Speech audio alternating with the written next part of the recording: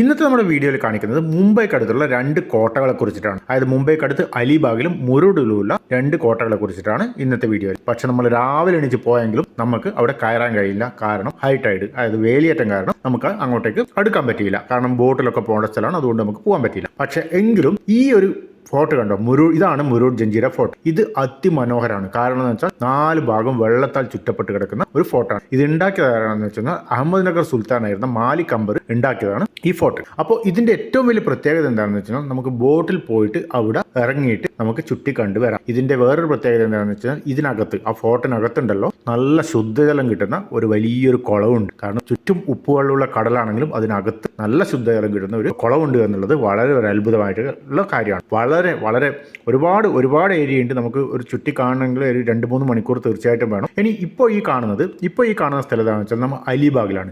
അലിബാഗ് ഫോർട്ടാണ്. ആ ദൂരെ കാണുന്നത് അലിബാഗ് ഫോർട്ടാണ്. ഇത് 1652 നമ്മുടെ ഛത്രപതി ശിവാജി മഹാരാജ ഉണ്ടാക്കിയിട്ടുള്ള ഫോർട്ടാണ് ആ ദൂരെ കാണുന്നത്. കാരണം അവിടെ നമുക്ക് പോകാൻ പറ്റില്ല. കാരണം വൈകുന്നേരമായി, വേലിയേറ്റായിരുന്നു. അതുകൊണ്ട് തന്നെ സാധാരണഗതിയിൽ നമുക്ക് കുതിരവണ്ടിയിലൊക്കെ അങ്ങോട്ടേക്ക് പോകാൻ പറ്റും. അല്ലെങ്കിൽ വേലി ഇറക്കാണെങ്കിൽ അതുവരെ വെള്ളം നല്ലവണ്ണം വലിഞ്ഞിട്ടുണ്ടാവുക, നമുക്ക് നടന്നിട്ട് സുഖമായിട്ട് പോകാൻ പറ്റും. ഇപ്പോൾ വേലിയേറ്റം കാരണം നമുക്ക് അവിടെയും പോകാൻ പറ്റില്ല. നമുക്ക് പുറത്തുനിന്ന് കണ്ട് ആസ്വദിക്കേണ്ടത്. ഇനി തീർച്ചയായിട്ടും നമ്മളൊരു ദിവസം അവിടെ പോകുമെന്ന് ഉറപ്പോടുകൂടി